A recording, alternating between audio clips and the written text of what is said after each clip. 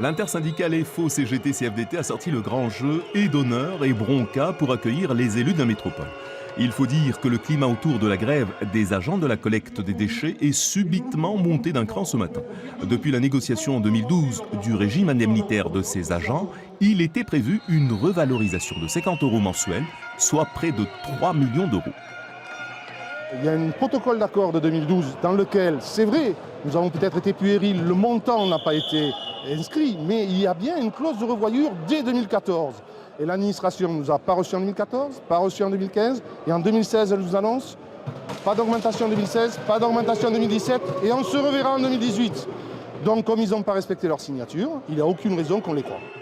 La coïncidence de calendrier entre ces revendications avec les matchs de l'Euro n'est pas du goût de certains élus qui appellent à l'ouverture de négociations, mais dans un climat plus propice. Ça doit se faire dans un contexte, à mon avis, qui n'est pas opportun au moment de l'Euro. Je pense que là, pour le coup, ça donne l'impression de prendre un petit peu la métropole pour une ville, en tout cas une agglomération en otage. C'est un petit peu ça. Je ne pense pas que ce soit vraiment la meilleure période pour le faire de manière sereine. Une première concession semble se dessiner, l'augmentation de 30% de la mutuelle de ces agents serait à la charge de la seule métropole. Les 50 € mensuels, eux, restent en suspens. En attendant, la fête du vin de Bordeaux de ce week-end risque de subir le contre-coup de cette tension.